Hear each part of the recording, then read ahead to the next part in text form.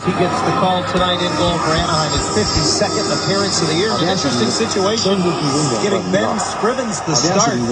Richard Bachman, who had won the last 2 games for the Oilers, had a death in the family. He left the team yesterday, and on the bench backing up tonight is Tyler Bunz, just recalled from Oklahoma City yesterday in time to make the morning skate here.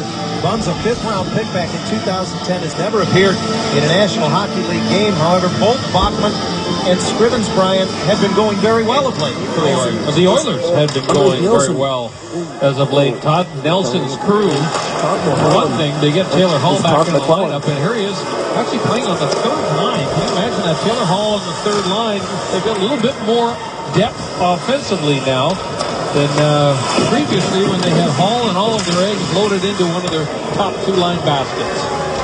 Todd Nelson talked about it this morning. He said he talked with Taylor Hall about that. He was going to put him on the wing with Lander and the youngster Andrew Miller, who has been going pretty well of late. Well, they're all going really well now. Hall has points in 5 straight games, and it's Jordan Eberle who gets the game's first shot on goal. Well, the Ducks may be living right there as it comes back to Eberle in the high slot. I thought there was a potential penalty that could have been called, but they play on. Keaton puts it right to the side of the net. Again, Eberle falling in a sprawling save by Anderson, who appeared to lose his balance. Still alive in the high slot. Great work by Eberle as he one-hands it to the open wing, and the Ducks able to finally muscle it out. Yeah, and the Oilers getting through the loose pucks and creating second opportunities. Anderson in the game early on with a couple of acrobatic saves, whether he likes it or not, and now the Oilers are offside. And Teddy Purcell steps away from the puck, allowing play to go on. Francois Beauchemin now retreats into his zone with it as Anaheim tries to change, and it's turned right back in by Neil Yakupov. Yakupov rolls it to the corner, up the wall, Purcell able to hold it in. Yakupov keeps the cycle going. Derek Roy gives it back to him. From the near side, Justin Schultz has his one-timer redirected wide. And the Ducks off to the races as Sakaki misses Perry at center with a pass. Yes, but icing waved off because Derek Roy actually tied up the stick of Corey Perry. Roy sweeps it into the Anaheim zone, waiting for it as Anderson and Hampus Lindholm picks it up and keeps moving. Now, we haven't mentioned Ryan Kessler not in the lineup tonight. Kessler not any type of a serious injury, according to Bruce Boudreau, but the Ducks want to get Kessler the night off so that he can get back to 100%. Night's rest for Kessler, who has played in all 78 games this season prior to tonight. He and Cogliano were the only 2 Ducks who had that moniker. Chris Wagner got a stick on it at center, but Anton Lander carries on, and Taylor Hall puts it to the corner. Bodies strewed all over the place in the early going, yet area whistle. And the puck lifted back to center ice. Martin Marincin sends it right back into the Anaheim zone. Not yet 3 minutes into the game, no score. Simone Dupre gets it ahead, and Maroon on the back end gets it deep. Yeah, and not a good sign when the first dump into the Ducks is handled easily by the goaltender Ben Scrivens. Anaheim so much better when they put those pucks into the right spots, keep it away from the goaltender on the dumping. This is a new look second line with Kessler out, as Brian mentioned a moment ago. Now Maroon playing with Raquel and Palmieri as Ricard Raquel moves up in the middle here in his usual 3rd line position. Long wrist shot punched away by Anderson, and Palmieri able to deflect it to center. Maroon carries on, getting it deep, and now goes in after it. Davidson, the rookie defenseman, reversing it away from him. Luke Gazdic moved it into the middle, but no further from there. And Silverberg turns back in. Nice drop pass. Watson on the shot. He scores!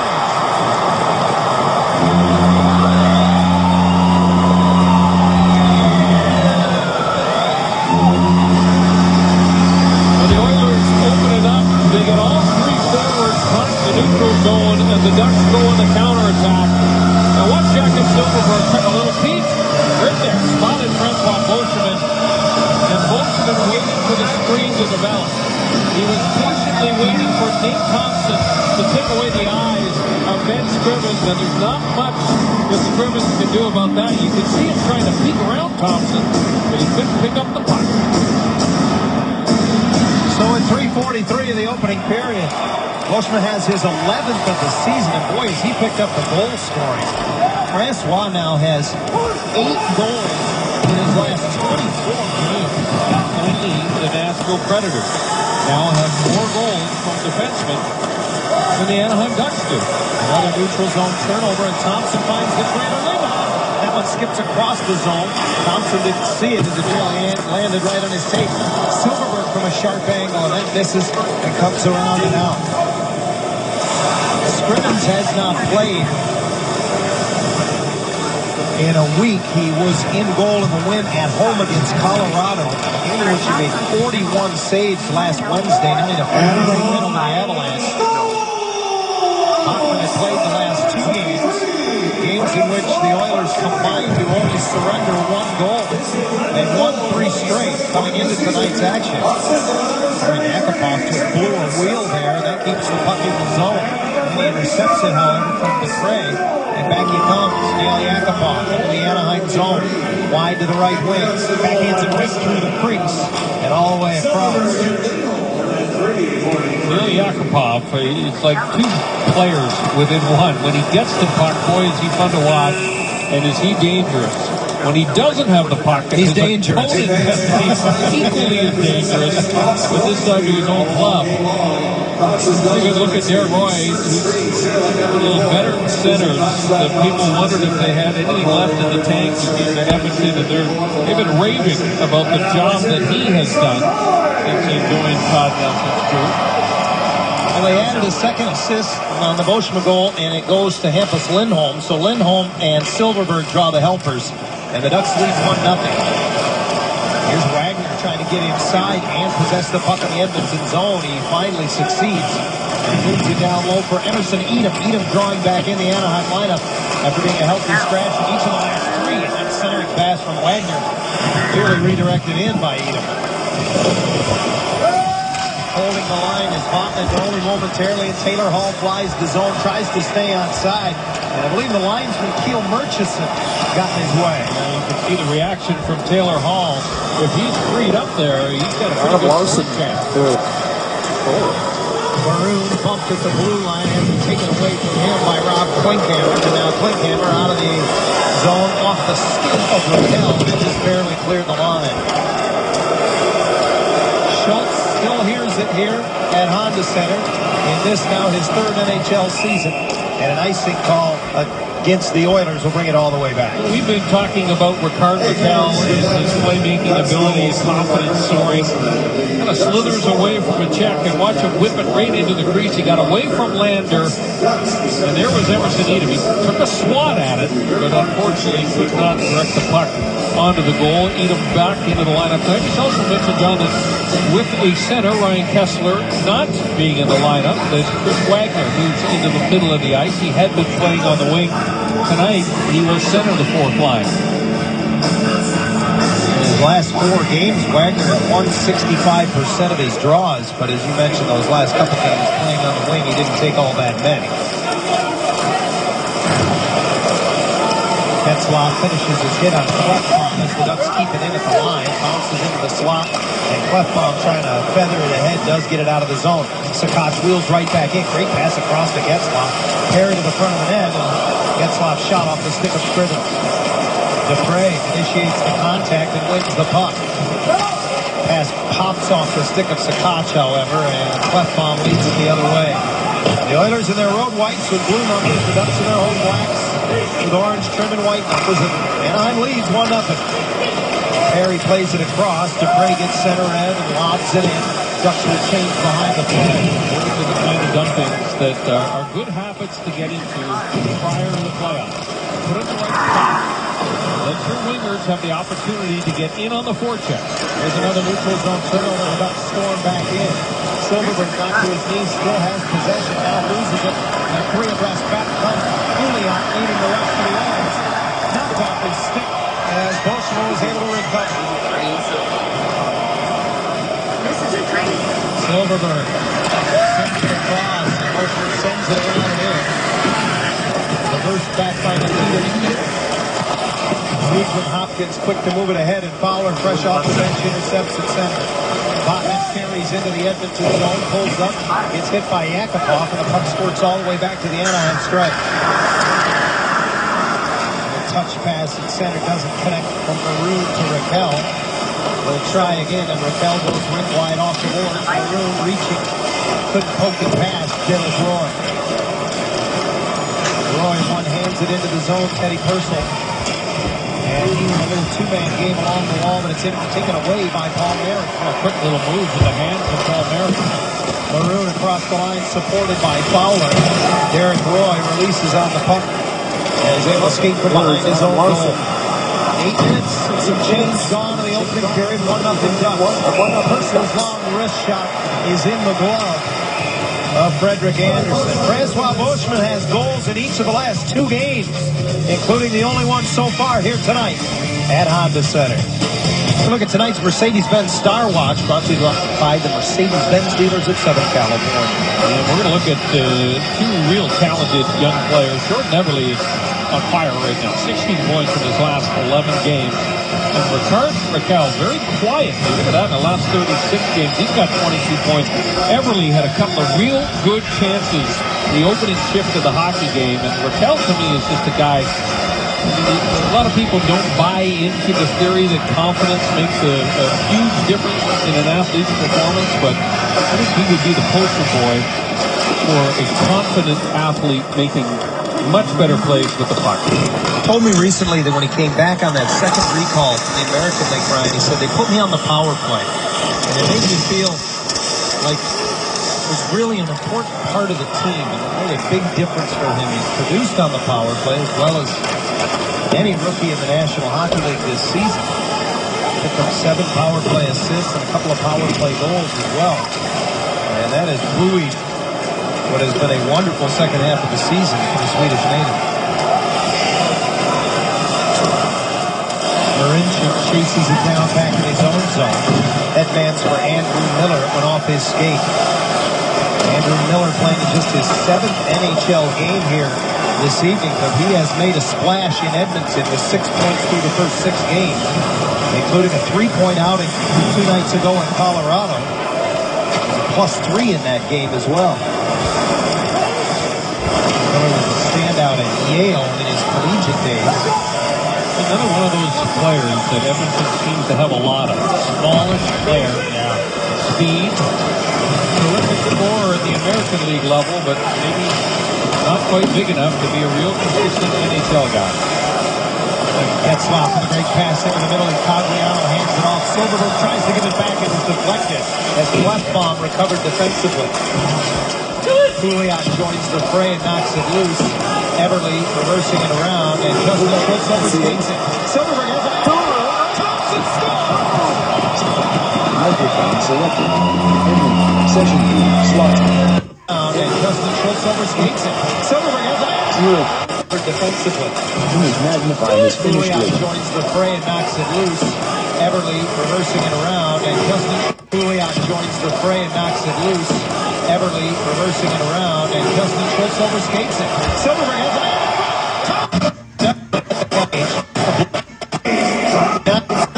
Again recovered by Anaheim.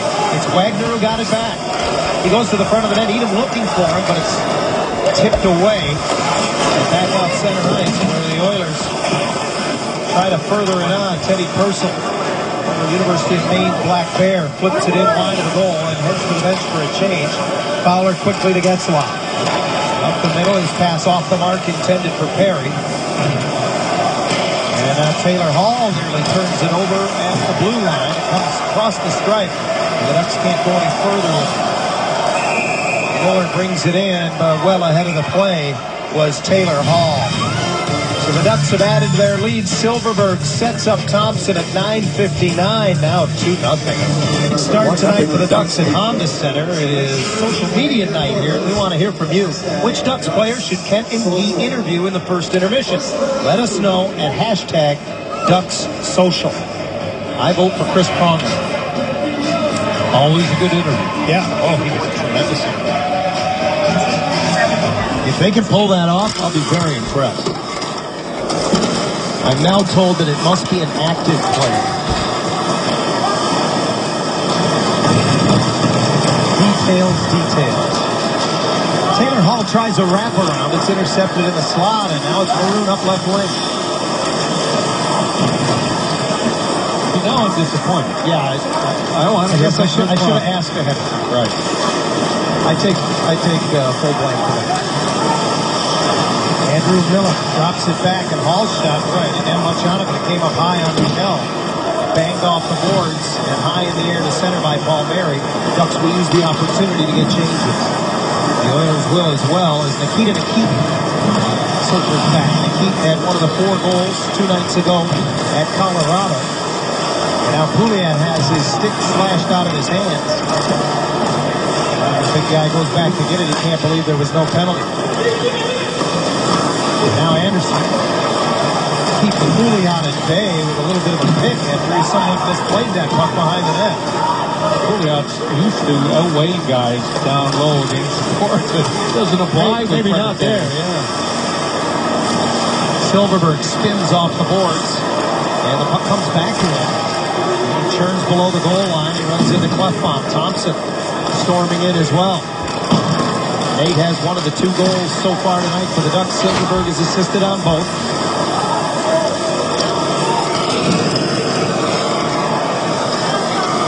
Held in at the line by Thompson, who rims it around down low, and now it's Scriven's turn to run a little pick, this time on Tagliano.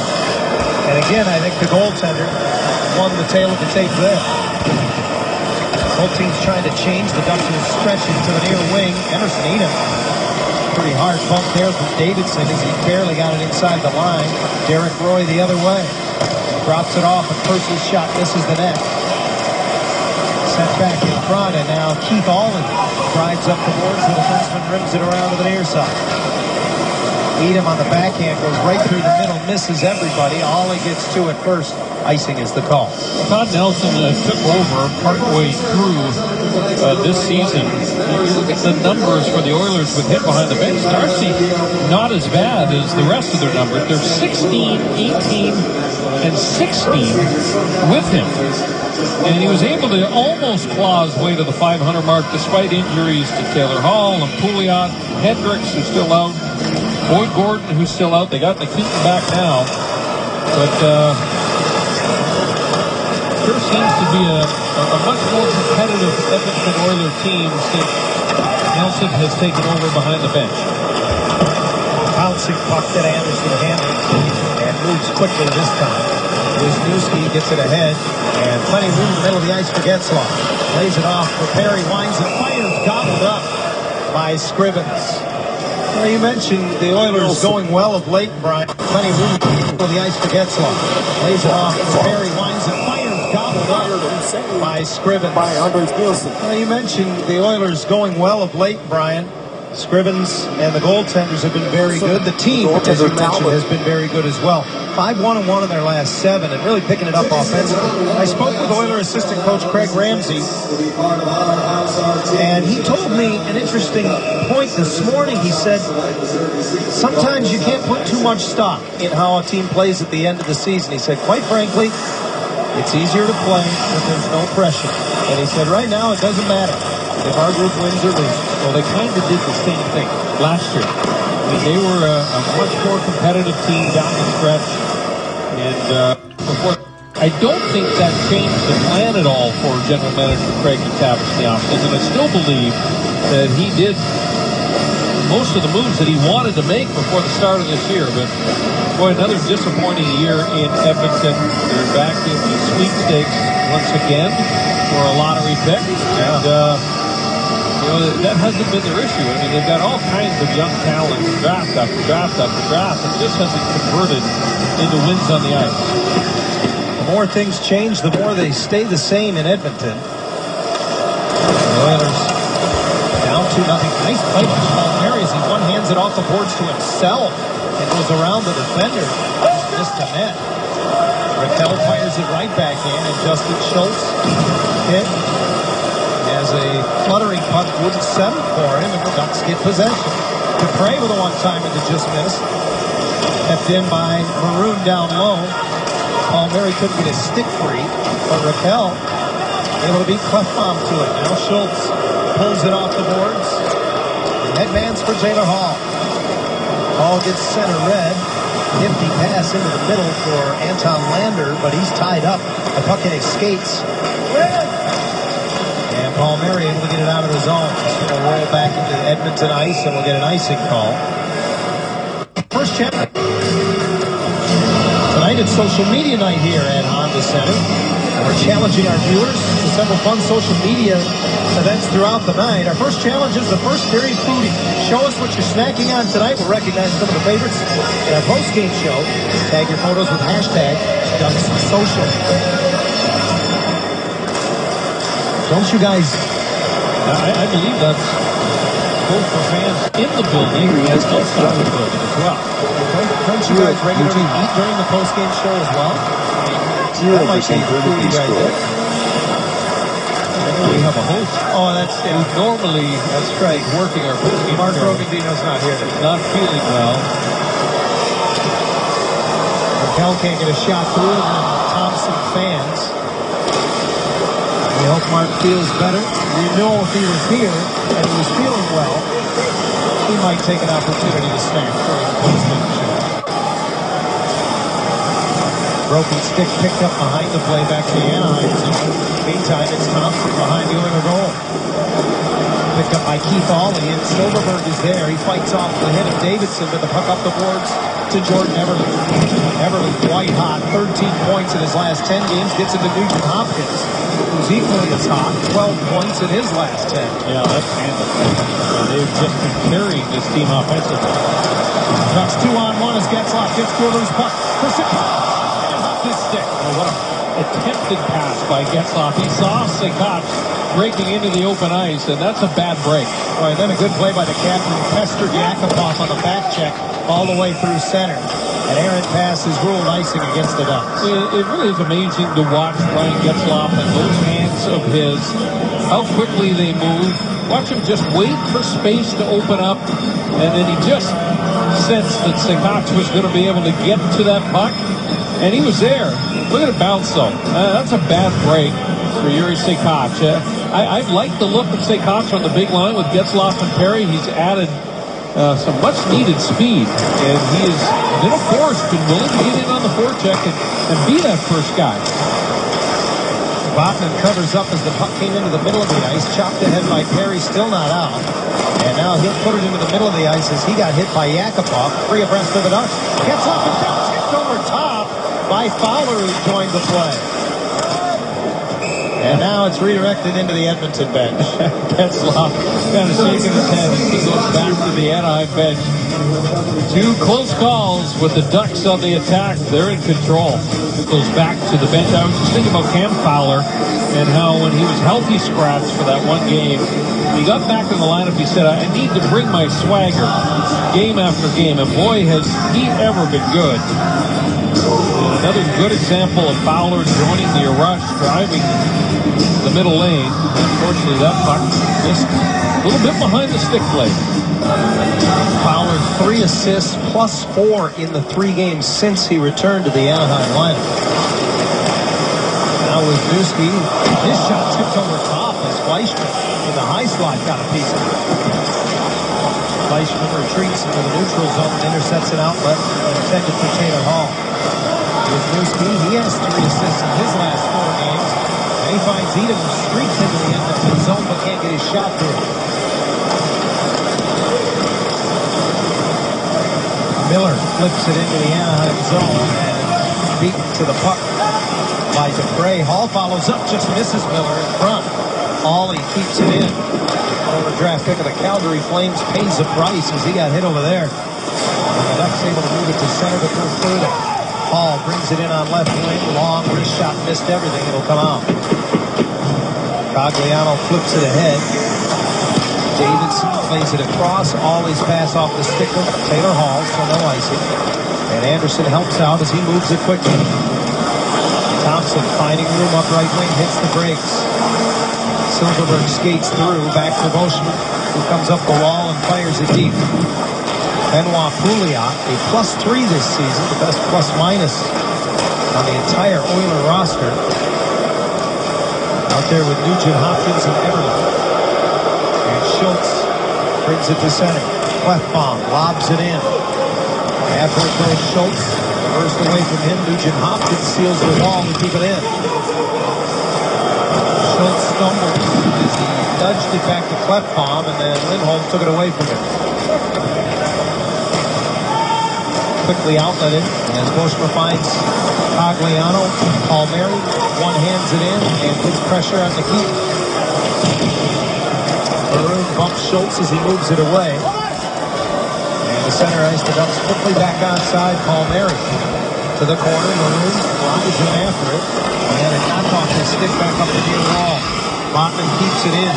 Nice job by Raquel, who gloves it down. Uses the base of the National. Palmieri fired it in front. Nearly went off of Schultz. Derek Roy brings it back. Personal hands it off. Shot kicked away by Anderson. May have been going wide from Yakupov. Under a minute now to play in a fast-moving opening period here at Honda Center. Yeah, it sure has been. And what has been particularly fast, John, has been the Ducks in their own zone on puck retrieval. The defense doing a good job getting back to pucks early and avoiding any kind of pressure from the Edmonton forwards, with the exception of that first shift. Ducks have had an exceptional period defensively. Close, Sakoch dances through the D, gets to the front of the net, and then lost the handle. So his angle wasn't much when he pulled the trigger. Big collision on the near side between Getzlaf and Taylor Hall. Wisniewski trying to filter it through, but it's blocked. And Nugent Hopkins careful to play it ahead. Check it. It's Hall who brings it in. And now the clock winds under 10 seconds. Getzlaf just trying to eat it along the dasher. And he'll be successful with some help from Wisniewski. The opening period comes to a close. A good period for the Ducks. I was impressed with your speed away from the puck. Here's a perfect example of that. Gary Sakoch just throws on the afterburners and cuts right into the middle. Unfortunately, the puck poked away at the very last second. Not much for Frederik Andersen to do after the opening shift of the game.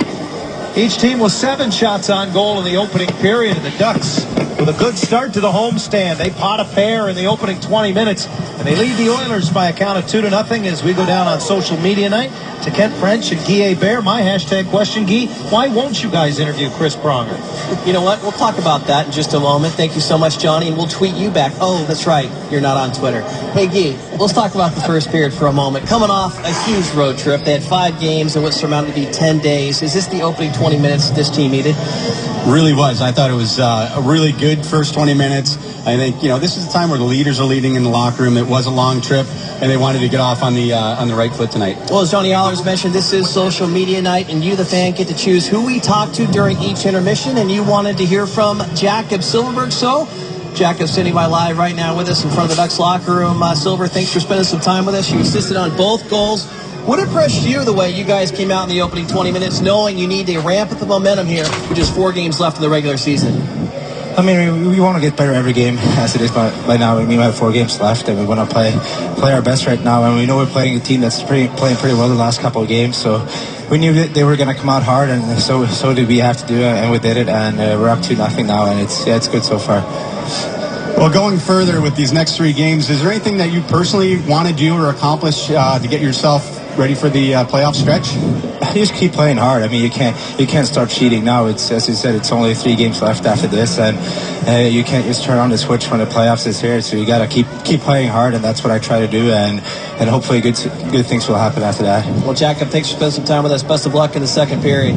Thank you. All right, Jakob Silfverberg, he had 2 assists, 1 to Francois Beauchemin, his 11th goal of the season, the second to Nate Thompson, his 5th goal of the year. As a result, the Ducks up 2-0 after 20 minutes of play. Stick around. We're going to bring you the first period challenge, the foodie challenge, come up next. Period of play, still a couple of moments away from the start of the second period. And Brian, we've got Ducks assistant coach Brad Lauer standing by on the bench. Brad, I'm wondering, Cam Fowler was up on the rush. Francois Beauchemin joined the rush and scored a goal. And this is something that you guys have seen with the Oilers. The opportunity exists for your defense to be a factor offensively. Well, I mean, I think it's something that we talk about every day, and every game. If we can get our D involved in the play, today's game is very tough to score 3 guys in the rush. You want to have that second wave, and that's what we've seen in the first period. Look good in the opening 20. Thanks, Brad, and good luck. Thanks, guys. Well, when you're up 2-0, everybody focuses on your offense, but the defense has been a big part at both ends tonight. It certainly has. Started with Francois Beauchemin. A great screen, by the way, there by Nate Thompson. And there's Beauchemin again, leading with the stick and poking the puck away from Pouliot. And this time it's going to be Cam Fowler who drives to center lane. That puck pass from Ryan Getzlaf just deflects off the shaft of the stick. Hampus Lindholm putting on the pressure in the offensive zone. I thought Anaheim, once they got past about the 92nd mark of the opening period tonight, did a great job of holding pucks into the blue line, the offensive zone. A sign of a confident team. Teams that aren't confident, defensemen back up, they exit the zone, they allow teams to get the puck out of harm's way a lot easier. Well, time will tell. We've still got a long way to go in this one. As Maroon's shot is deflected over top. I wasn't sure this morning, Brian, that this might not be a real difficult game for the Ducks tonight. Edmonton playing very, very well. It's that renowned first game back after a long road trip. And clearly, the way the Oilers are playing, nothing to lose. A team that's got a lot of call-ups from the American League and players that are playing for their futures, and they've been playing very well. Bruce Boudreau said this morning that yesterday's practice was the best overall team practice that the Ducks have had in 2 months. The players have had a day off, and they just went at it yesterday. Very high tempo throughout, and Boudreau could not have been happier with the way the effort that the guys put into that practice yesterday. He goes, it looked to me like a team that's starting to get really ready for the playoffs. The Oilers have won 3 straight, 4 of their last 5. However, they have only 9 road wins to their credit thus far this season. We will conclude this 3-game road trip tomorrow against the Kings at Staples in a very huge game where Los Angeles is concerned. Pouliot taps it into the middle of the ice. Everly overskates it. And on the back check, it's Silverberg who recovers. A very good night so far for Jacob Silverberg. Picked up a couple of assists, but he's been on pucks. And here he is again from a sharp angle off the side of the net as Scrivens, the Cornell product, held the post. Career high 53rd game of the year for Ben Scrivens. I beg your pardon, 54.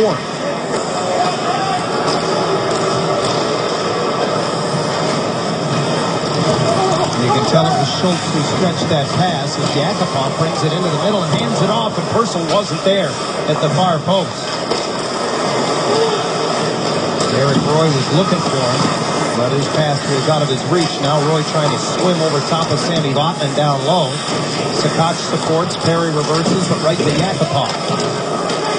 Vatanen moves it along. Boy, good work down low by the Ducks as Fowler picks it up and skates it out of harm's way. Yeah, you get the legs moving in the D zone, boy, and it sure helps you skate the puck out of harm's way and away from pressure. Sakach in the middle of the ice. Nudges it ahead. Getzlaf angles it off the board. Sakach from a bad angle threw it into the slot. Nobody home. But Nikita Nikitin, who moves it the other way in a hurry. In front of the net, and Gazdic, who was given a rough ride. Now the puck played by a high stick. Well, our social media challenges continue. Our second challenge of the night, the second period selfie. Share your selfie photo now. We'll recognize some of our favorites in the post-game show. Tag your photos with the hashtag DucksSocial. Clearly Wild Wing already has his entry in there. Face off to the right of Frederick Anderson. And the Ducks, who have been outstanding in the face-off circle, particularly in the last 3 road games, able to win the draw and send it back. Ducks now 7th overall in the league in the face-off circle as a team, just under 52%.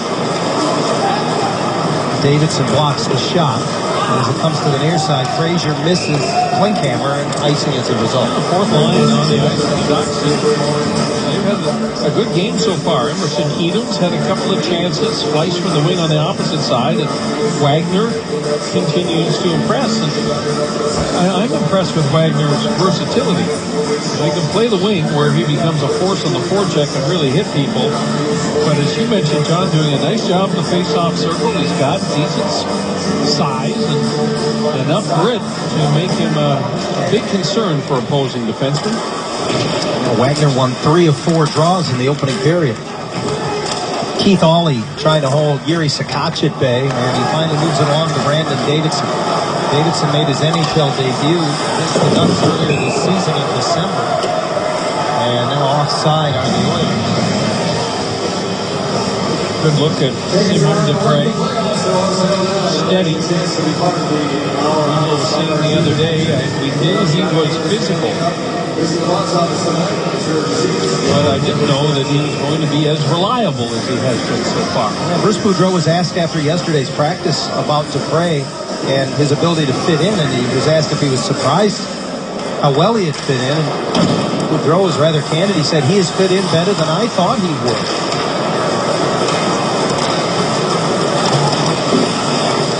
Again, Clayton Stoner, not in the Anaheim lineup, out for the second straight game with a lower body injury.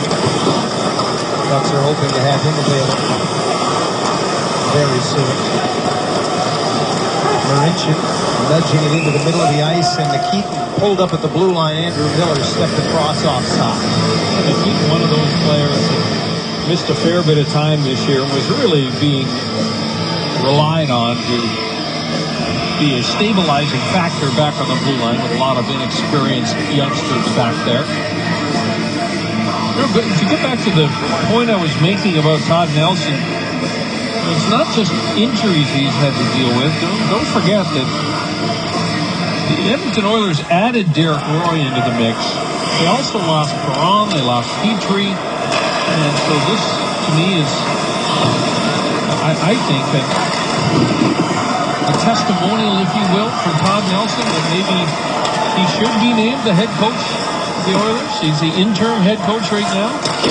Certainly a roster in flux or transition, if you will, despite all the youth that will stay on this roster, regardless of how they finish this season.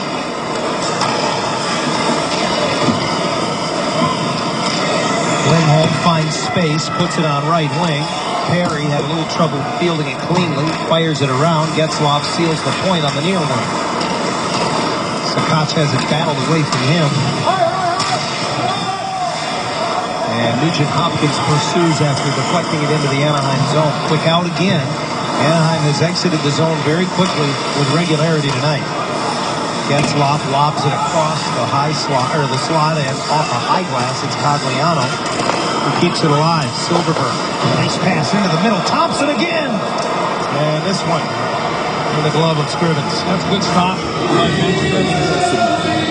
A nice little pass from the half wall. Watch this little feed right here from Jacob Silverberg.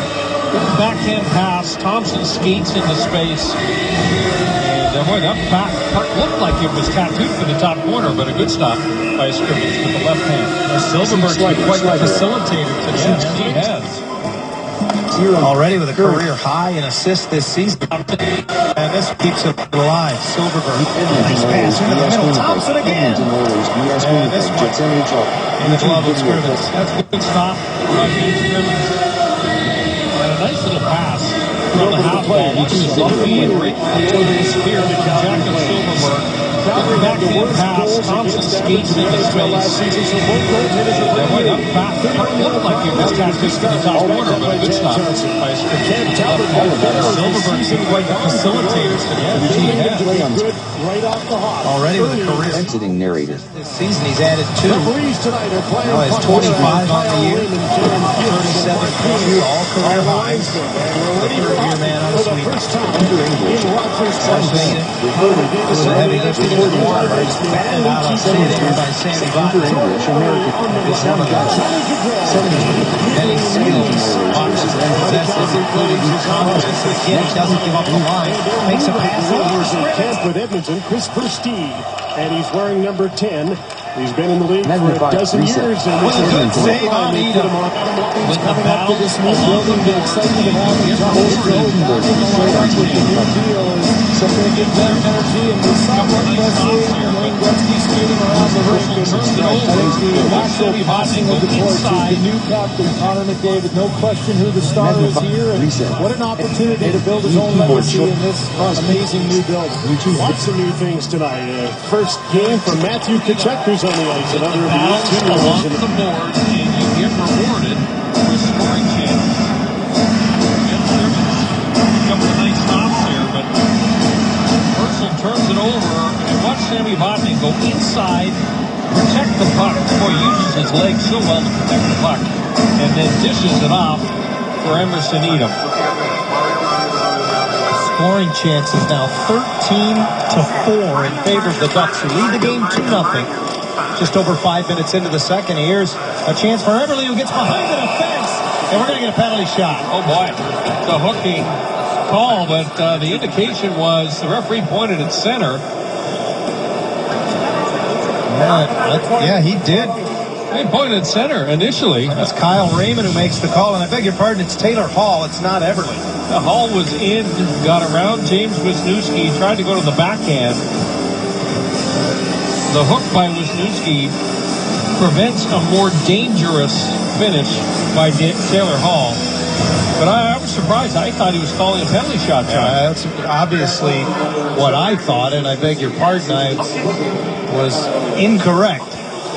So it's a 2-minute minor for hooking instead on James Wisniewski. And here the Ducks shorthanded. Very nearly getting an opportunity as Getzlaf kicks it up. Dips his shoulder, brings it up the left boards. Now lays it off to Silverberg. Back to Getzlaf behind the net. Dusts it off all the way to the line. Lindholm had it flutter on him, but he keeps it alive for Getzlaf on the goal line. And now he's trying to just rag it back, and he will for Silverberg.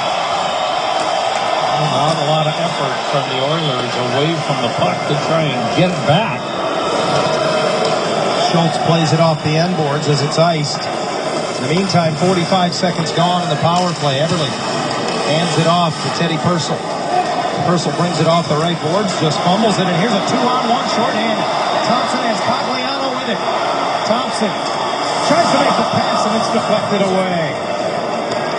Benevolent there for Nate Thompson. Boy, had that puck in his off wing in good shooting position. Tried to make the perfect play to Cogliano. I'm a little bit surprised. This power play has been hot. 12 power play goals in their last 11 games. They have not looked like a red-hot power play so far. 18% on the season are the Oilers, and Derek Roy jumps into the middle. He was hooked, and Francois Beauchemin, the beneficiary there, as he angles it off the boards, and Scrivens, not afraid to play it, maybe overplay it there. And now Hall from behind the net will lead it. Just 15 seconds left for the penalty. Wisniewski. More of this power play has been spent in the Edmonton zone than in the Anaheim zone. Yakupov drops it off. Hall angles it back to the line. Yakupov near circle, settles it. Tries to make a pass back across. Wagner got a piece of it. Nikitin doesn't get it through. The penalty is over. Edom headman's fresh out of the box. Wisniewski saves Scrivens. Good stop of the blocker by Scrivens. Now back come the Oilers with numbers, and Roy's pass into the middle, deflected away by Dupre. And poked out of the zone by Edom. It's been a little open for a scoreless second period to this point. Fleischmann just gets it into the Edmonton zone. And 4 odd man rushes in this game. The Ducks have had them all. Fowler quickly to Vatanen, didn't get much on him, but Perry drops down, uses the boards, Getzlaf into the middle of Fowler, does a nice job spinning to receive the pass, and then just flips it in. Keith Allen, the former Toronto Maple Leaf and Tampa Bay Lightning, takes a bump from Perry, lets the puck come through, and it's cleared to center ice. You can see that the Ducks forward are right on top of the Edmonton Oilers defense every single time. Another neutral zone turnover. Vatanen flips this one in, heads to the bench to finish a defensive change. Shots 11-8 in favor of Anaheim as we approach the halfway mark of the hockey game. And here's another odd man rush. Perry has Getzlaf. Tries to make the pass. Gets his own bounce and scores. Turnover. Vatanen flips this one in, heads to the bench to finish a defensive change. Shots 11-8 in the Ducks forward are right on top of the Edmonton Oilers defense every single time. Another neutral zone turnover. Vatanen flips this one in, heads to the bench to finish a defensive change. Shots 11-8 in favor of Anaheim as we approach the halfway mark of the hockey game. And here's another odd man rush. Perry has 15 seconds. Getzlaff tries to make the pass. I'm a sucker for a happy ending. Bounces. Nothing. And a penalty. And I think we got a bench minor coming up here for unsportsmanlike conduct that's going to go against the Oilers, who now trail by 3. 1-0.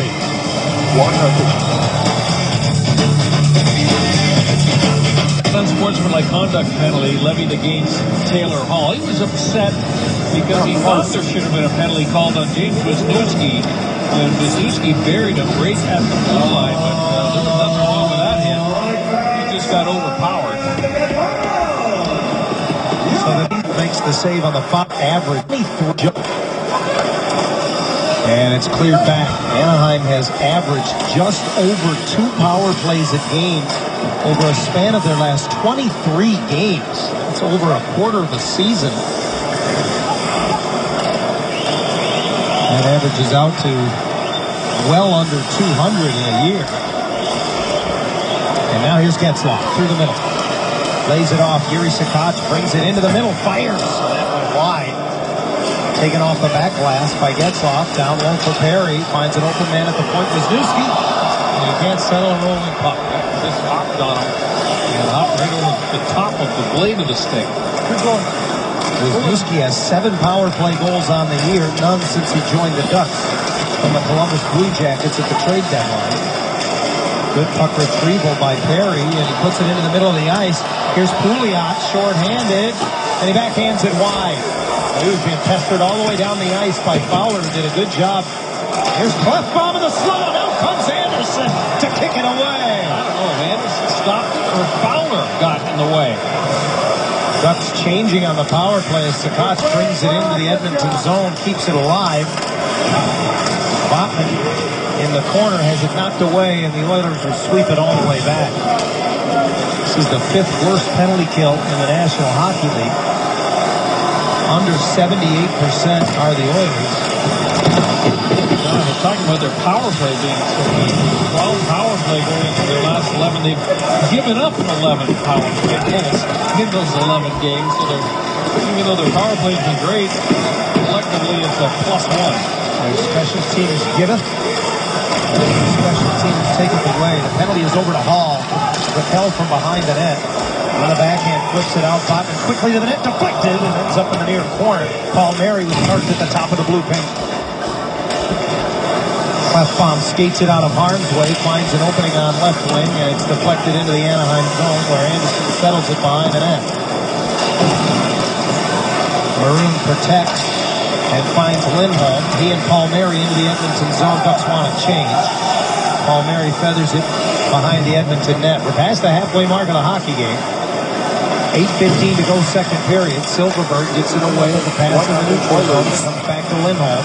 Great patience. Cogliano gets it to Thompson. He's had a particularly strong game. This line has been great. They've been on for 2 of the 3 Anaheim goals. And here's Cogliano. Shoulder save by Scriven.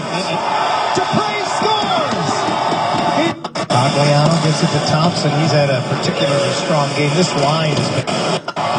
Shoulder save by Scriven. Dupre scores! He just stepped up and ripped it off the hash mark. It's 4-0. Well, that puck bounces in off of Nikita. It was going about 2 feet wide. Simone Dupre hammers it. A big smile on his face. He knows he got a break. We were talking about Silverberg. Another great pass from Silverberg, this time to Cogliano. And it ends up going back to the point. There's the shot. Nikita can't get out of the way, and he boots it right back into his own net. First as a Duck for Simone Dupre. And he has produced, to say the least, since coming over from Pittsburgh. This is his 14th game. He's got 6 points. And he's a +4 in that span. And now here's Edom. Curls off the boards and lays it back. Botman's pass across, intended for Fowler, who had already vacated the zone. Now room up the wing for Derek. Really love save by Anderson. It was offside nonetheless. Wouldn't have counted. But this one does count for Simone Dupre. The Ducks have a pair in the first and now a pair in the Silverberg has had himself a night so far. He put it on a tee for Francois Beauchemin as the Ducks would open the scoring. A couple of opportunities. First in on the forecheck, he would put one up for Nate Thompson, who would bury it. Showed good speed going wide. Challenge Scrimmons for the short side bid there. Set up Nate Thompson once again. I mean, he's made it. Boy, the game just has looked easy setting up Cogliano. Ends up getting an assist in that one. So a career high 3 assists in a game for Jakob Silverberg. We got plenty of time left in this one. second time this season he's had 3 points in a game. He did it at Arizona earlier this month on March the 3rd. He had a goal and 2 assists there. It's Yakupov this time with a hit off the glove of Anderson. And Schultz steps up to try to keep it in. In the slot, Roy gets it through off of Anderson and knocked out of harm's way by Botman. Sammy, flanked by 2 different Oilers, comes out of the fray with it from behind the net and uses the glass to clear. This one will end up going all the way down, and they do rule this to be icing. As part of tonight's social media night, we want to hear from you. Which Ducks player would you like to see Kent and Gee interview in the second intermission? Let us know once again at hashtag Ducks Social. Like interesting. I'll endorse that. Dwelling on that. I would endorse that. Well, this is their second chance. They let us down in the first intermission. Some would say that you and I don't understand this social media. Yes, some might. Miller moves it along behind the Anaheim goal. Anton Lander curls it back. Wagner was there to defend, but he's unable to clear the zone now. He chases along with Botman. And it bounces out in front for Taylor Hall. He turns, and that one went off of Botman. Good shift here for the Oilers, one of their best of the game. Marincin got it through, and a glove save by Anderson. Marincin was waiting for Ducks to get out of the shooting lane, but life was made a lot easier because, as you see from this angle, there's no Oilers in the shooting lane. So Freddie Anderson able to snare that puck with the left hand. So speaking of Chris Pronger, Bob Murray was telling me we're talking about these embellishment penalties and players being fined by it. And he was explaining the process that they go through to determine whether or not they will uphold or rescind an embellishment penalty against a player. And Chris Pronger is a member of the committee that looks at, there's a group of 9 all in the hockey operations department, and they look at those every week, and they rule at the end of the week whether it should be an embellishment penalty that goes on a player's record or not. I don't believe Chris Pronger was ever called for embellishment, was he? He was called for a lot of other things, but I would be shocked if you're right, John, if he'd ever gotten one of those. Shot off the faceoff, punched away by the blocker of Anderson. He hasn't been all that busy, but Freddie sure has looked confident. That last glove save he made on Marincin, that particular blocker save, good signs for the Ducks, who lead 4-0 with under 6 to go here in the second, and the Oilers go offside.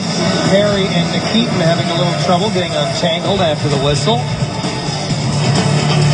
Anaheim looking for their 3rd straight division title. Ducks lead in the second 4-0 over Edmonton, and if that persists, it would result in a 3rd straight Pacific Division title as we take a look at the playoff picture of the Western Conference. Bruce Boudreau will have been in Anaheim as the head coach for 3 full seasons. This would be the 3rd consecutive year that the Ducks have captured the Pacific Division title.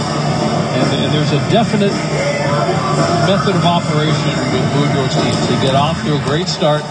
They come out of the gates flying. He has them ready to go right out of training camp, and they've been able to get big leads on people.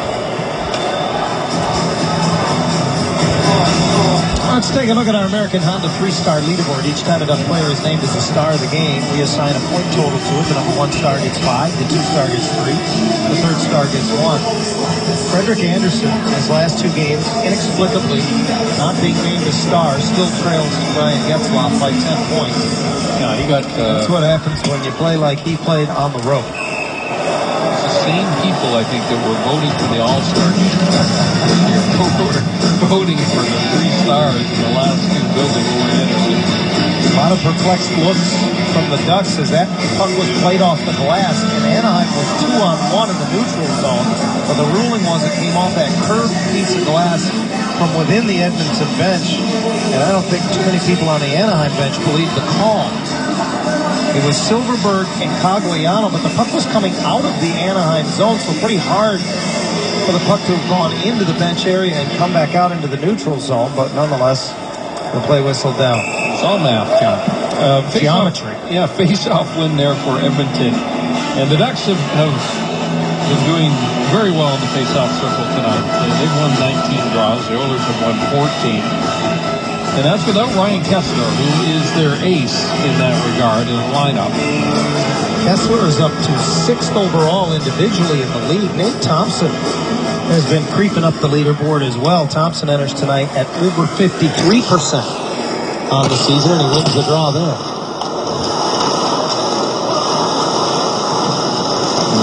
Part of the reason those two were both brought into the offseason by general manager Bob Murray is to improve Anaheim's lot on the face-off dot.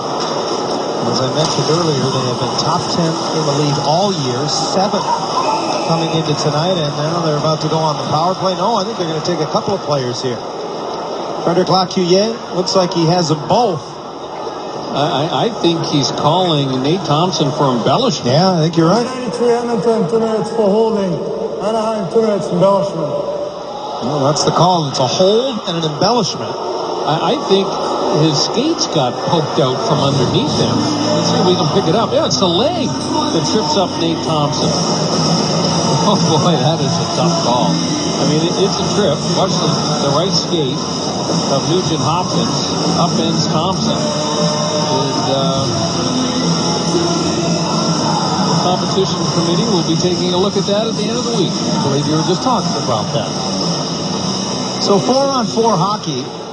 Excuse me, it's the Department of Player Safety. I'm incorrect. Just over 5 to go in the period. First time the teams have skated 4 aside here in Taylor Hall.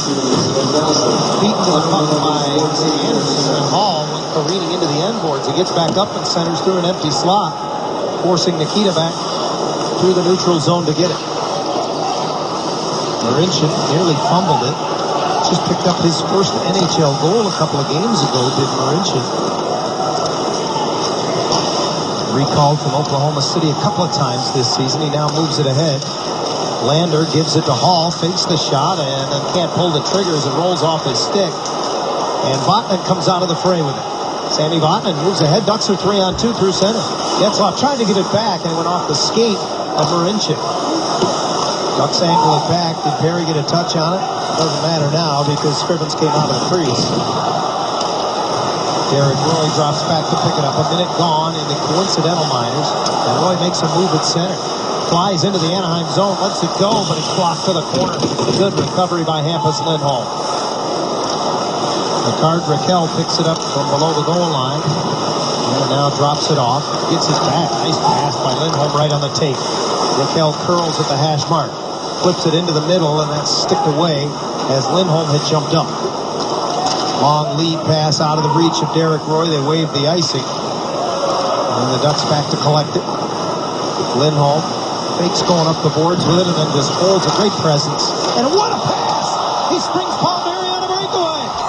Backhander off the side of the net. What a pass indeed. That's the second home run pass from Lindholm in the last couple of games, John, that you just marvel at. Final seconds of the penalties to Nugent Hopkins and Thompson expire. Both teams full strength, and Cogliano has it poked away by Nugent Hopkins right out of the box to Everly. Over to Nugent Hopkins, and he scores! Well, that's two highly skilled players executing a 2-on-1. Yeah. Hopkins, Lindholm, Thompson expires. Both teams full strength, and Cogliano has it poked away by Nugent Hopkins right out of the box to Everly. Over to Nugent Hopkins. Final seconds of the penalties to Nugent Hopkins and Thompson expire. Both teams full strength, and Cogliano has it poked away by Nugent Hopkins right out of the box to Everly. Over to Nugent Hopkins, and he scores! Final seconds of the penalties to Nugent Hopkins and Thompson expire. Both teams full strength, and Cogliano has a finish. It was Nugent Hopkins stepping out of the penalty box. Cogliano leading and over career high 20. No forward Hopkins, the former first overall pick back in 2011. No forward in the NHL, Brian, plays more per game than does Nugent Hopkins. He plays nearly 21 minutes a night. It always begs the question, these young players that stepped into the lineup for the Oilers and they play all those minutes and there are significant minuses year after year, and there's inconsistency to their development. I'm watching Justin Schultz, and at times he looks like a shadow of the defenseman we saw a couple of years ago. And Ryan Nugent Hopkins is still only 21 years old. He's a very good player. Yeah, he'll be 22 in 11 days. The Oilers' season will be over by then. Ducks lead back to 3 as Anton Lander comes out of his own zone with it and leads it ahead for Taylor Hall. Hall finds Lander coming in late, and that's steered aside by Anderson. Whips across and intercepted in the slot by Maroon. Man, the Oilers had too many men. They got away with it there. Fowler didn't have any options, so he just angled it ahead, and now Derek Roy diving into the Anaheim zone after a loose puck. Ducks able to roll it back, and Nikita will get there before it goes far enough for icing. Just under a minute and a half to go, and good recognition by Scrivens as Marincin didn't get that puck quickly off the boards. Helps out his defense. Nikita's pass misses its intended target, Teddy Purcell. They wave the icing as Botman is back to get it. Sammy hits the brakes, rims it around the board. Nikita seals it off, and then he got crushed. And he is slowing it up. Emerson Ian just rocked it. Ducks the other way with under a minute to go in the period. Fowler has a lane, winds and fires and broke his stick. Edom knocks it away from Nugent Hopkins, keeping it in the zone. Fleischman keeps the pressure on. And now the Ducks finish a change. And it's turned over. Sakach comes up with it at the line. Looks up, looking for Getzlaf, whips it across. He'll take it off the boards. Down low for Perry. Fowler's shrapnel of his stick still laying there as Perry steps in front. Tries to pull it in. Poked off his stick. Getzlaf covering in the high slot. Puck off the broken stick of Fowler, and Sakach has it again. Looked in the slot. Didn't have an opening to find Getzlaf. Perry unable to drag it around Schultz. Dupre with a dangerous cross-ice pass. And Teddy Purcell nearly poached that. Ducks bring it back in. Perry's shot disrupted as the horn sounds. And the second period is over. Well, this was a wide open period. The Ducks with a bunch of good scoring chances. And it's difficult not to get drawn into a game like Edmonton would prefer to play. The lesson learned at the end of that period is that if you give them odd man chances, they have the high-end talent on their top two lines that they will be able to convert. Ducks add to their lead in the second. It was 2-0 after one, now on top 4-1 after two. We go downstairs to hashtag Kent French and Guy Hebert. Johnny, appreciate it. Guy, first a comment on the second period there. Do you like the way the Ducks put the pressure on the Edmonton D in that second 20 minutes? It was another good period. I think at one point at the end of the period, I think it's almost starting to play into the Oilers' hands, trying to go chance for chance. Palmieri with a great pass from Lindholm on a breakaway, didn't capitalize it and went back down the other way, and Oilers ended up scoring. So I think they want to tighten it up a little bit more, but so far 40 good minutes. Yeah, and again, this has been Social Media Night. As Johnny mentioned, hashtag Ask Guy. We'll answer those questions coming up in the next segment. But right now, you guys want to hear from Simone Dupre. Picked up his first goal in an Anaheim Ducks sweater. As a result, he's standing by live downstairs. Simone, a little deflection play. You throw the puck at the net. Good things happen. Was it nice to get your first one in an Anaheim Ducks sweater? Yes, it was definitely nice to get my first goal with the Anaheim Ducks. Kept it simple, threw it at the net, and got a lucky bounce and went in. So, Simone, how has it been trying to get comfortable with new defense pairings? And have you found anybody that you really feel you have more chemistry with than someone else? It's been pretty easy. The guys have been good with me. The coaches did a good job of teaching me the systems, and I didn't have to change much in my game, and it went pretty smooth so far. Simone, at least from an outside perspective, it seems like it's been a seamless transition fitting in with this team. Do you feel the same way? Not seamless, but definitely tried to go simple. I've been better every game. I did a couple games with Cam, went really well. Now I'm playing with Wiz, starting to get better and better and playing good together and trying to build that chemistry together. All right, Simone, well, thanks for spending some time with us. Congratulations on your first goal with the Anaheim Ducks. Thank you very much. All right, Simone Dupre, our guest. He had a goal. So did Corey Perry, his 33rd of the year. And the Anaheim Ducks off to a great start after 40 minutes of play. Got some hard hits, some fast skating. So good score. Ducks up 4-1 after 2. Brought to you by Honda, official vehicle of the National Hockey League. It's a 4-1 lead as we get set to start the third period of play for the Anaheim Ducks here at Honda Center. Before we begin the third period, one final second period selfie. That's Kent French and D.A. Behrman. They should a good-looking group, huh? They should face friend that on the interweb. That's a good one. Or whatever they do with those selfies. Ducks on top and 20 minutes away from a potential Pacific Division title. 1 point tonight for Anaheim, and they'll have their third consecutive division championship. It'll be the fourth in franchise history as we're underway here in the third, and Anton Lander clears the zone the hard way, icing the result just 13 seconds in. Kyle Palmieri has played a very physical game so far tonight. It looks to me like he has really gotten under the skin of a few of the Edmonton Oilers at times. But a quick first step, Johnny. He's really been skating, I think, much better over the course of the last 2 or 3 weeks. Thought he had an excellent road trip. Really picked it up beginning at the Island when he had a goal against the Oilers. He has points in the last 2 games, but much more than just the offensive side of his game. Has equaled last year's goal scoring total of 14 in much fewer games due to the injuries that cost him a good portion of the first 2 months of the season this year. Palmieri trying to take that one off his left skate, but he fails. Everly comes up with it, and it goes off of Pouliot and trickles just wide. Everly was trying to get it all the way across to Nugent Hopkins. It went off of the skate of Pouliot and just barely missed a gaping 4x6 as Anderson was trying to slide across. I don't think anyone knew where this puck actually went. Thrown into the middle. Look at Freddie Anderson trying to find it. The low and slow that just trickles past the outside post.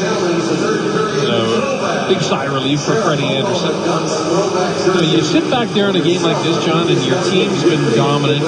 The Oilers get one on the board.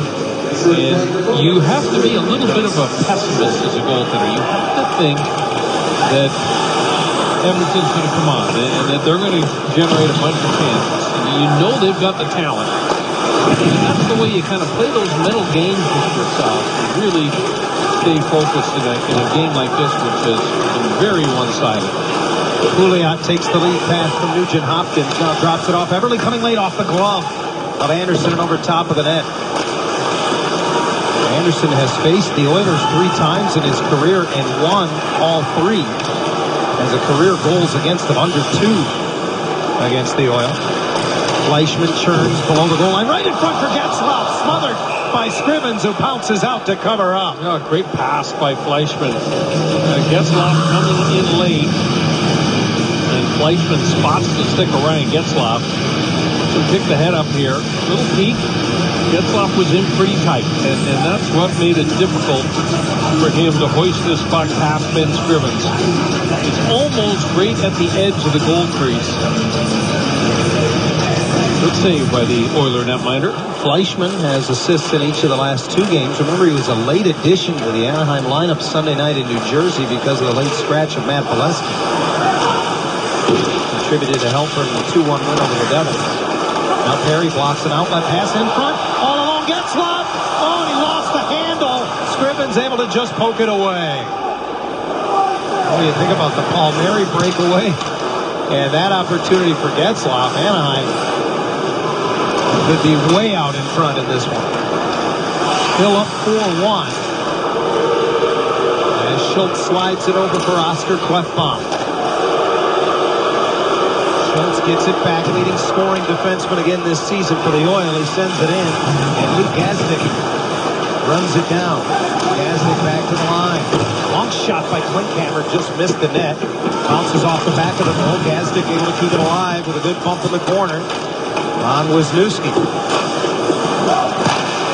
Back to the point. Klefbom keeps it deep. Klinkhammer and Frazier go to the front of the net. Puck back to the line. Klefbom angles it off the end boards and then off the side of the goal. Good job there by Wagner, who dispatched of his man and then came up with the puck to move it out of the zone. Anderson. He got up, John. Yeah, he was very slow to get back into the play there. He lost his stick. I didn't see what happened if there was a collision in the goal crease. The referee came over to check on it as he took his time to regain his stick as well as his balance. Lottman up the middle, and Palmieri receives it, chipping it into the Edmonton zone around Keith Hawley. Brandon Davidson sends it ahead. Davidson picked up his first NHL goal on Monday night at Colorado in a 4-1 win over the Avs. Thompson knocked down in the neutral zone, and Taylor Hall the other way finds the trailer. It's Davidson, got it on net, and Anderson covers up. We were wondering exactly what had happened to Frederik Andersen. Here's what happened to him. His head's kind of outside of the goalpost, and you see the contact there, and he kind of, it was Fraser that went in towards the top of the goal crease. Don't think it was intentional. But that was the old double collision. You get hit once on one side of the head, and then the goalpost hits you on the other side of the head. And this on the heels of, remember when Frederik Andersen got hit in the back of the head or neck with the crossbar. That was back in early February in Tampa. A bunch of games. Yeah, ended up missing the better part of a month. 9 games in all. He's been out of the Anaheim lineup this season. After tonight, only 3 left in the regular season for the Ducks. 2 of them will be here at Honda Center.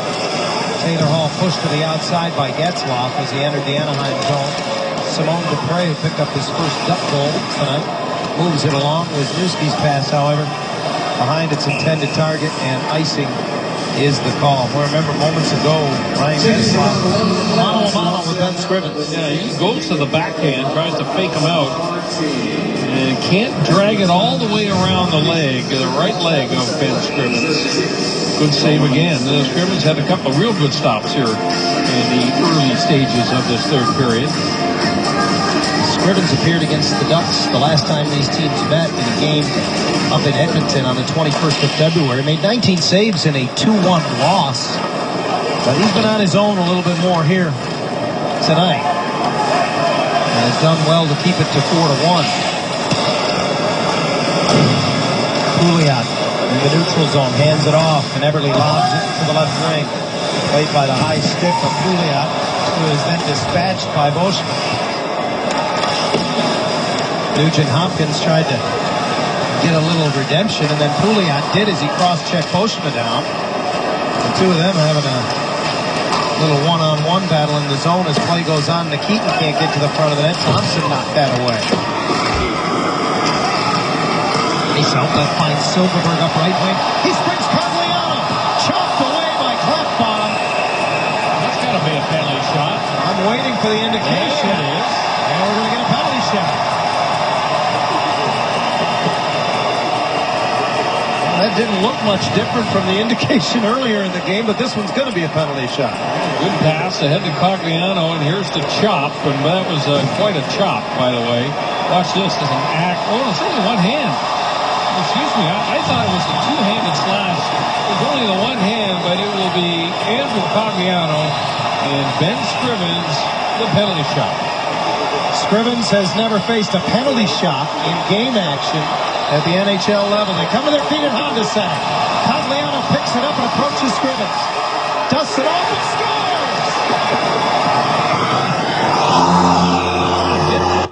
I thought it was a two-handed slash. It was only the one hand, but it will be Andrew Cogliano and Ben Scrivens, the penalty shot. Scrivens has never faced a penalty shot in game action at the NHL level. They come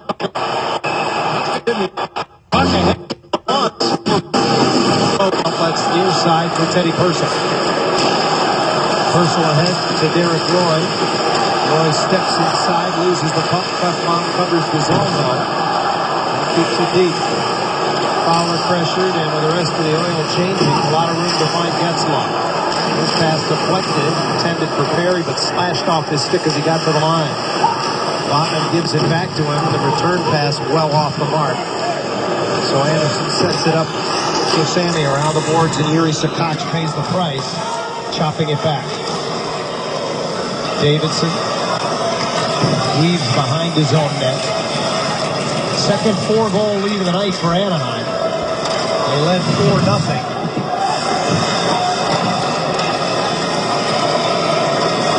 Neither team has converted on the power play. The Oilers are now minus 57, 5-on-5 this season. Anderson makes a save. Lander got to the rebound, reaching back. I don't know if Anderson got it or not. He laid the paddle of the stick down. May have gotten some help from Wisniewski.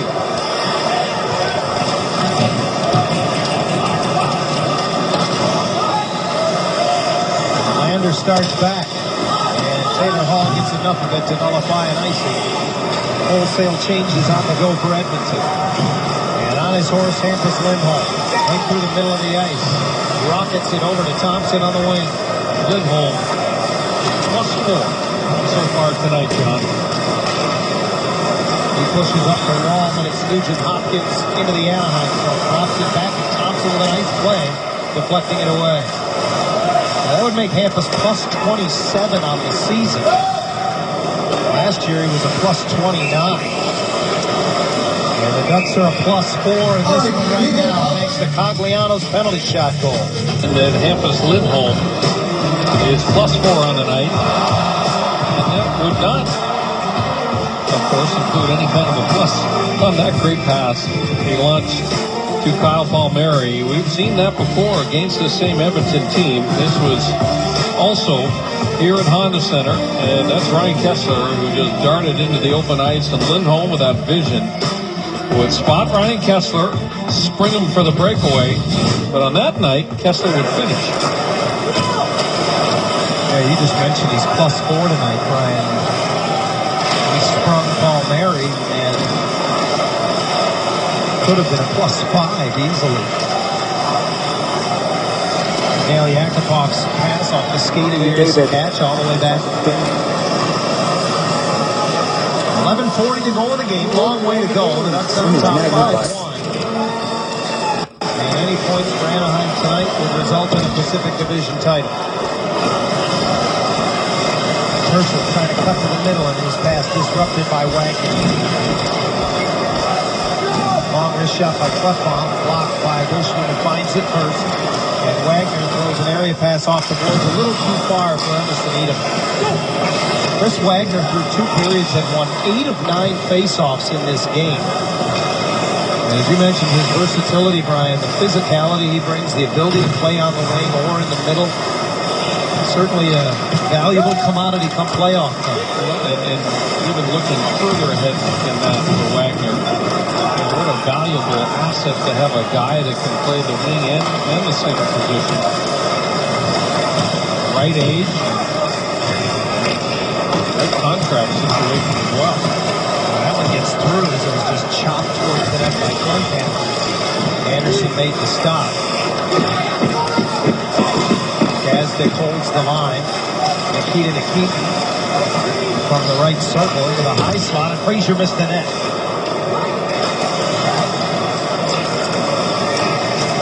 Plays it across and again through traffic.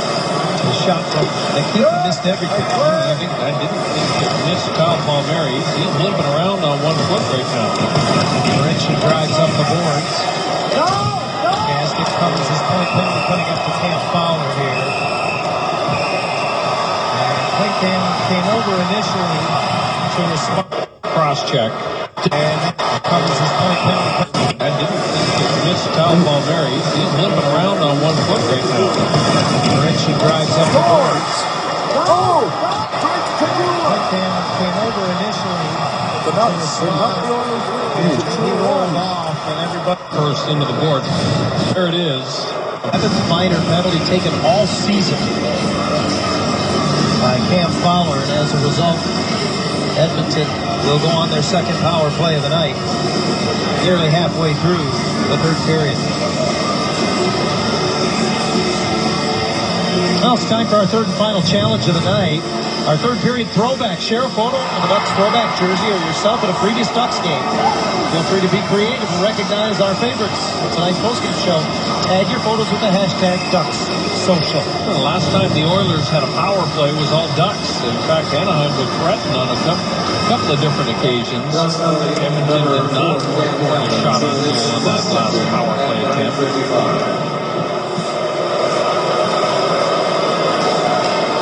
Nugent Hopkins into the Anaheim zone, flips it to the right boards, and Everly is there. These two combine on Edmonton's only goal tonight, and as it comes to the front of the net, it's Getzlaf who sends it down. Yeah, Everly's the big sniper on the power play. He's got 6. Yakupov has got 5. They're the primary weapons here. Everly leads the team in power play points. And now it's Purcell from behind the net. 45 seconds gone in the penalty, and it's all Edmonton can do to get through the neutral zone. Now Hall carries in on left wing. Throws it all the way back to the point. Lander with a touch for Hall.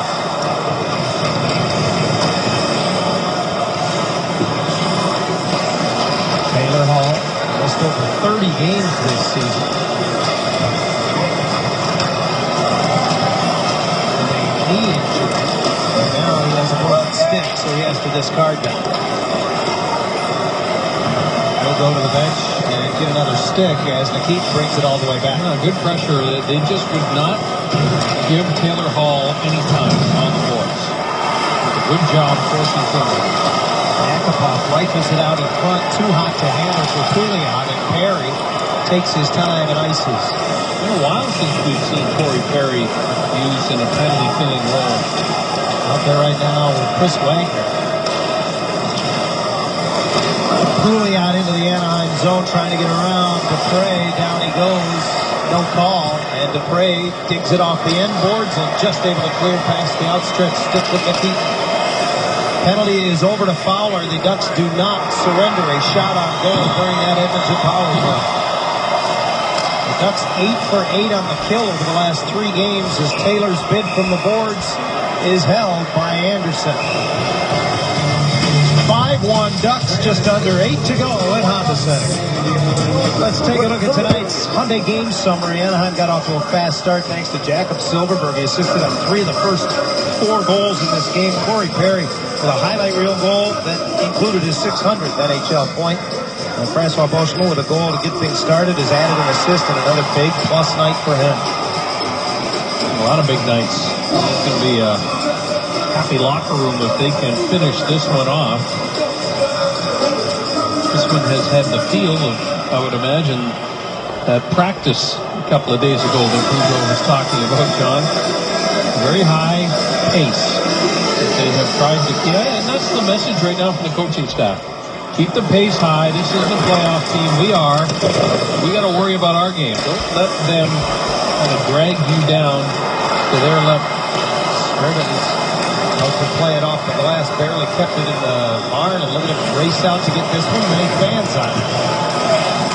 Ben Scrivens has had enough. He says, if I can play the puck, I'm gonna.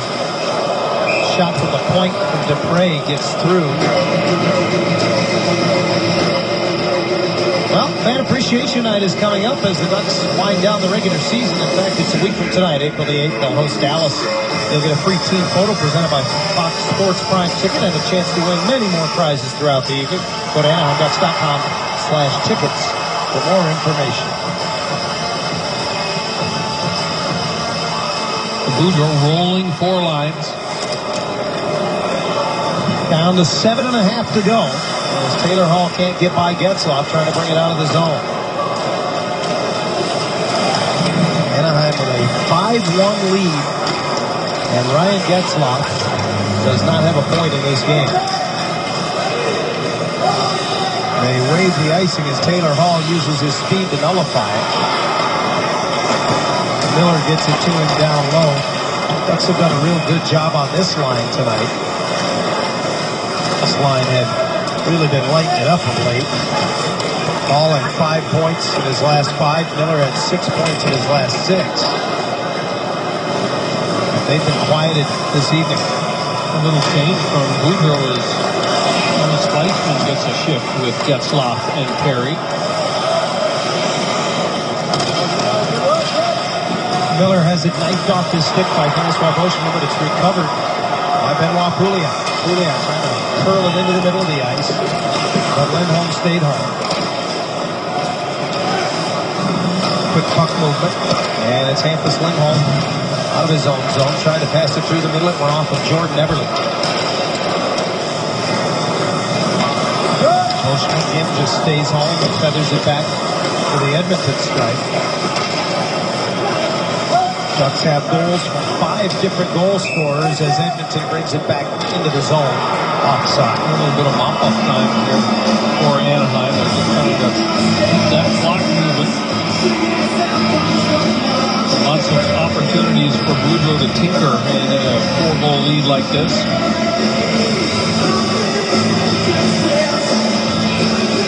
.601 to go in the game. Hasn't been a high volume of shots in this hockey game. It's just 24-23 in favor of Anaheim. Now, this has been the kryptonite this season for the Edmonton Oilers. Obviously, 13th overall in the West, 28th in the NHL. They've got a lot of problems. But, Brian, they have not been able to win within their own division, the Pacific. Coming into tonight, Edmonton just 3-17-3 within the Pacific Division. And surprisingly, very good against the Eastern Conference. I mean, 15-14-3, above 500. Yeah, very respectable against the East. Lindholm using the end boards. Beauchemin keeps it on the dasher. Yakupov pulls it off, but Francois swats it away. And now room for Kyle Palmieri. Gets center red, the prudent play, hard around and in as both teams change. Clock becoming an ally of the Ducks with each passing tick as Gazdic can't handle the pass at center. Wisniewski pressuring around the boards. And Wagner gets to it, moving it ahead. Good speed through the neutral zone. Dupre joins the rush. Edom tried to get it to him on the wing. Now covers the point and holds it in. Releases on the puck. Joined by Ricard Raquel. Raquel relentless on the puck. Both he and Edom. And Mark Frazier gets it, but doesn't clear Edom. Great pass between the legs. Fleischman fired wide. What a pass. Edom right back to Fleischman. Cuts to the middle, way out of Scrivens. An open net for Edom. Oh, it got through. The save made by Ollie. Scrivens has started taking chances here in the latter stages of the third, and he got caught way out of his net. I don't blame him. I mean, there were people wide open everywhere. I told you I felt sorry for him when it was 3-0. Hasn't gotten much better. 5-1 Ducks says Perry spins like a whirling dervish behind the net, but doesn't come out with the puck. It's Hall the other way, cutting against the grain, parallel with the blue line. Loses it, and it's angled back by Botman for Perry. The trailer is Getzlaf. He gives it to him, right back to Perry. Out of his skates, one hand on the stick, hurls it in front, one-handed, right through the crease. Palmieri bumps Hall.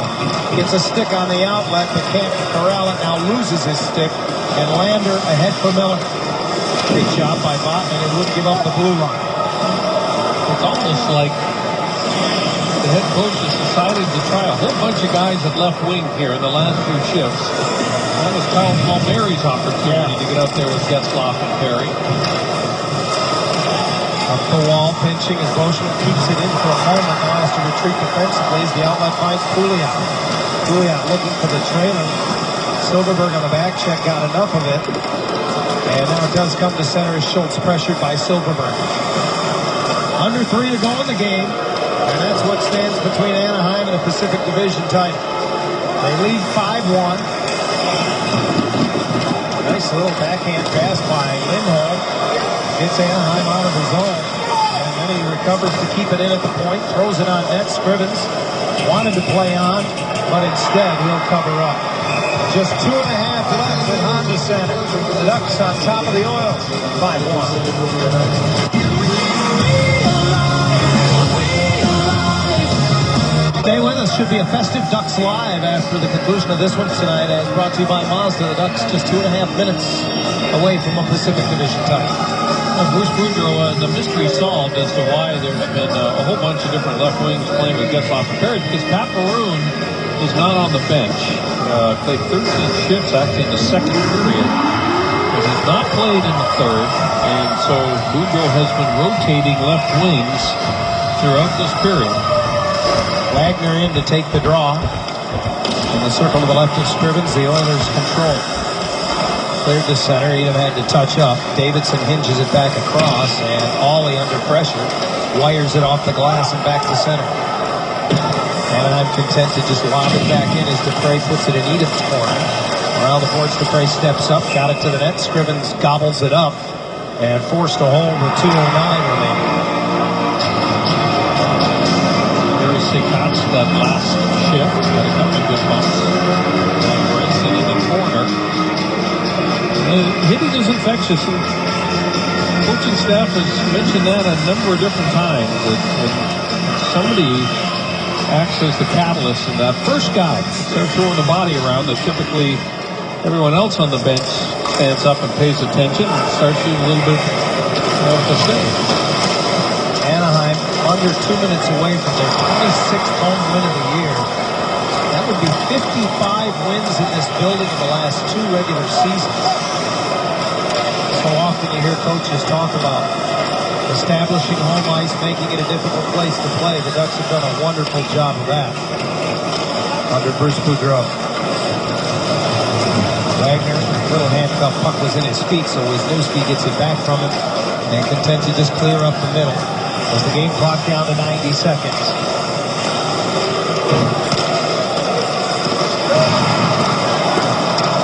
Fowler tracks it off the boards. Lander takes it away. Miller can't get it to the net as that was redirected wide by Botman. Anton Lander angles it off the boards. Davidson shot tipped by Miller just over top. Lander from behind the net. Into the high slot, fired it into the skates. He couldn't find it. Fowler does and uses the glass to clear. Nothing wrong with that. Whistle down and I get the Oilers. Ollie feathers it in and takes a hit. What a shot by Palmieri with a good hit on Ollie as he related. Ollie didn't like it much, but I don't think there were any penalties related to the hit by Palmieri. There is, however, going to be a penalty on Ricard Mikkel. You can't grab with the free hand like that. And here's the hit at the end of it.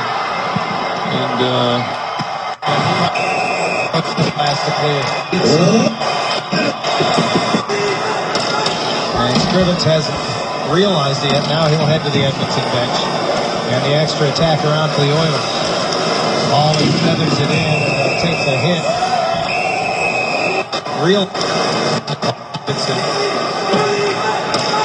And Scrivens hasn't realized it yet. Now he'll head to the Edmonton bench. Hell's going to take a penalty here. He got the free hand out on Davidson. And Scrivens hasn't realized it yet. Now he'll head to the Edmonton bench. And the extra attack around for the Oilers. Ollie feathers it in and takes a hit. Ollie feathers it back in. Perry's shot takes a whiff. What is the hard sounds in the second period? This was a wide open period.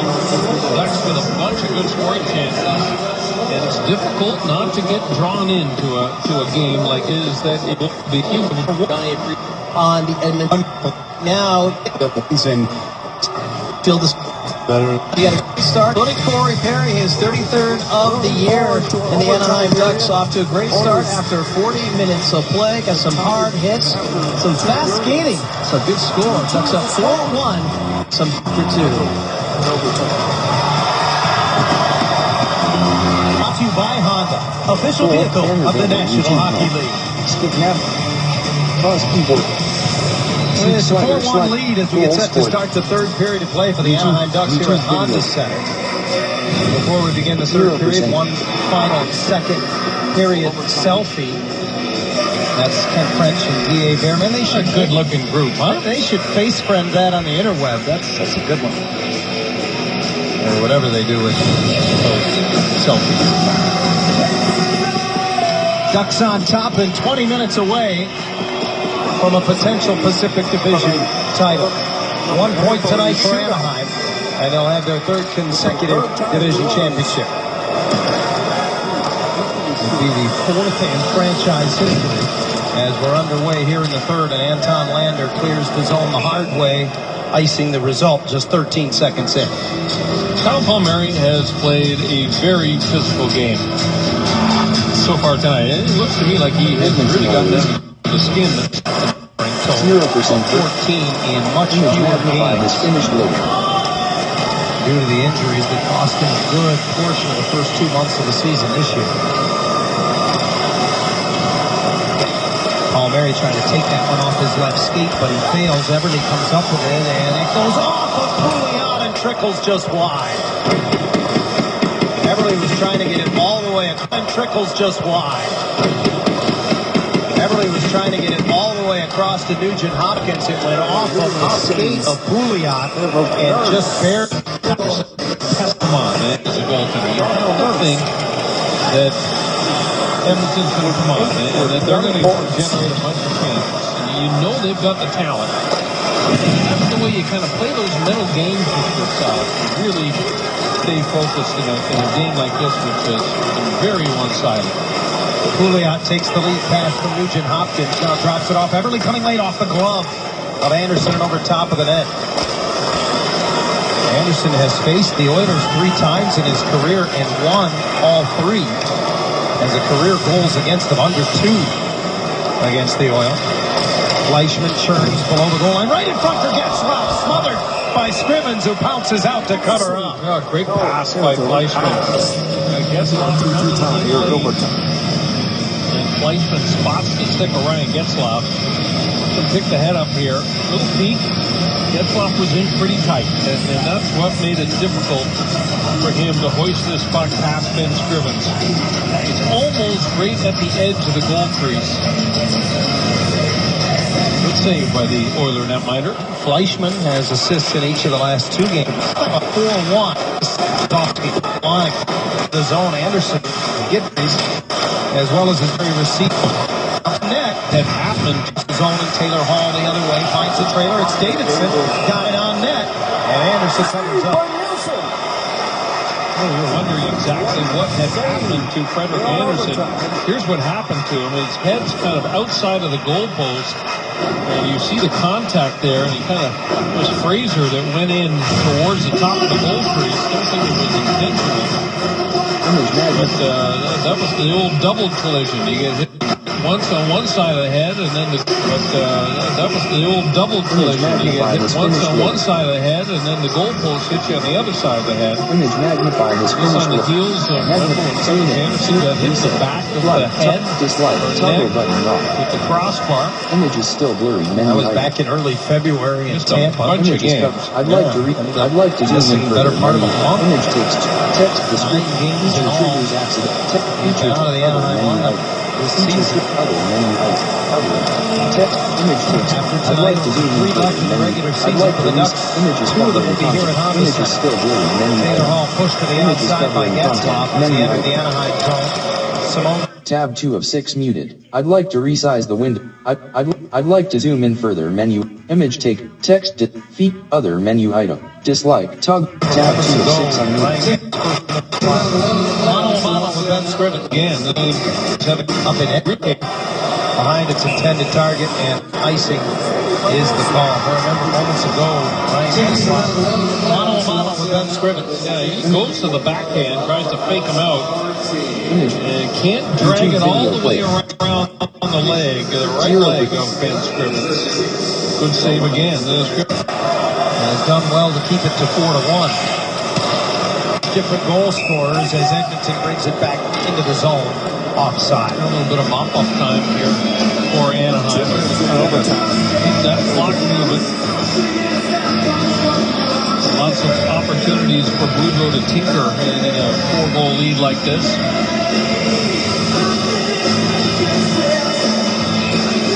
.601 to go in the game. Hasn't been a high volume of shots in this hockey game. It's just 24-23 in favor of Anaheim. Now, this has been the kryptonite this season for the Edmonton Oilers. Obviously, 13th overall in the West and 28th in the NHL. They've got a lot of problems. But, Brian, they have not been able to win within their own division, the Pacific. Coming into tonight, Edmonton just 3-17-3 within the Pacific Division. And surprisingly, he was very good against the Eastern Conference. I mean, 15-14-3, above 500. Yeah, very. All the other way, cutting it salute.